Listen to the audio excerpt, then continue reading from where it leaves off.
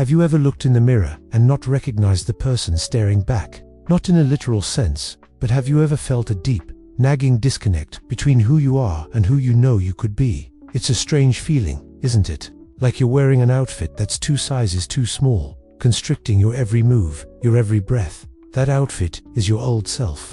And today, we're going to talk about how to finally take it off. We all carry around a version of ourselves that we've outgrown. It's the you from 5 years ago, maybe even from last year, or just yesterday. This old self is built from past experiences, old beliefs, other people's expectations, and maybe a few of your own outdated fears. It served a purpose once. It kept you safe, helped you navigate the world as you knew it then. But you're not there anymore. You've grown, you've learned, you've experienced new things. And clinging to that old self is like trying to use a map of your hometown to navigate a brand new city. It's just not going to work. Think of a caterpillar. It spends its life inching along, munching on leaves. That's its whole world. But at some point, something deep inside tells it that there's more. It feels an instinct, an undeniable pull towards transformation. So, it builds a chrysalis. It dissolves its old form, literally turning into a liquid soup of potential. Can you imagine how terrifying that must be? To let go of everything you've ever been, to completely surrender to the unknown. But inside that seemingly chaotic mess, a miracle is happening. A butterfly is forming. You are at that chrysalis moment. You feel that pull.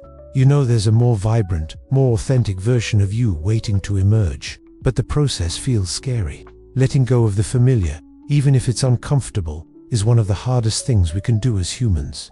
We get attached to our stories, our pain, our limitations. We tell ourselves, this is just who I am. I've always been this way.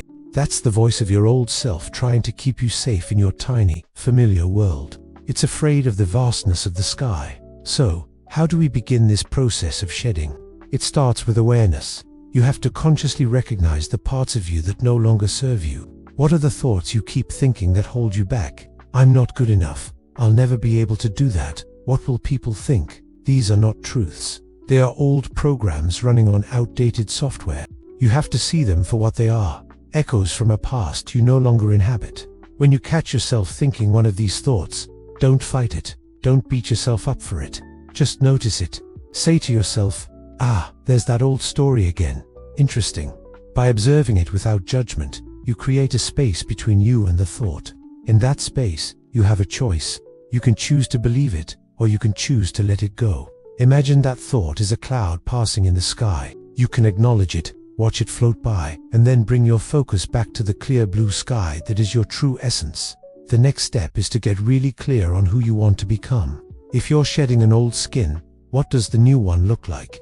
And I don't just mean I want to be successful or I want to be happy. Get specific. How does the new you walk?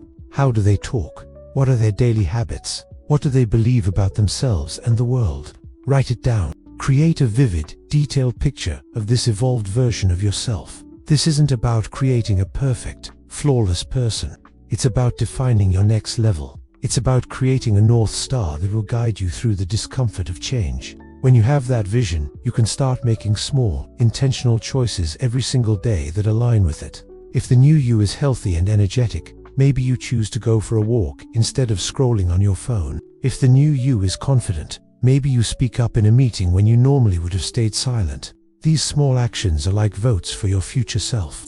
Each one reinforces the new identity you're building. It might feel like you're faking it at first. That's okay. It's not fake it till you make it. It's act as if, until you become, you are literally rewiring your brain and your being with every new choice. Now, let's be real. This process isn't a straight line. It's messy. There will be days when you slip back into old patterns. You'll hear that old critical voice loud and clear. You'll feel the pull of your comfort zone. This is not failure. This is part of the process. Remember the caterpillar soup. Transformation is chaotic. When you find yourself slipping, the most important thing you can do is offer yourself compassion. Imagine what you would say to a dear friend going through the same thing. You wouldn't say, "You're a failure. I knew you couldn't do it." No, you'd say, "Hey, it's okay. This is hard. You're doing a brave thing. Just dust yourself off and take the next small step." You must learn to be that friend to yourself. Surrounding yourself with the right environment is also crucial. If you're trying to stop drinking, you don't hang out at a bar every night. Similarly, if you're trying to shed a negative mindset, you can't surround yourself with constant negativity. This might mean lovingly distancing yourself from people who drain your energy or don't support your growth. It might mean curating your social media feed to be full of inspiration instead of comparison. It means finding your tribe, people who see the butterfly in you, even when you still feel like a caterpillar.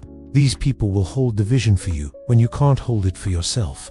Remember that you are not your past. You are not your mistakes. You are not the labels people have put on you. You are not even the labels you have put on yourself. You are a being of infinite potential in a constant state of evolution. Every single day, every single moment, you have the opportunity to reinvent yourself. You can choose to release what no longer serves you and step into a more expansive, more authentic version of who you are. Think of it like a snake shedding its skin. The old skin becomes tight and restrictive. The snake has to rub against rocks and branches to break free. It's an effortful, uncomfortable process. But once it's free, it emerges with a fresh, vibrant, new skin, ready to continue its journey. You have that same power within you. The discomfort you feel is a sign that you're ready to grow. The friction is a sign that you're about to break free. So I ask you again, who do you want to be?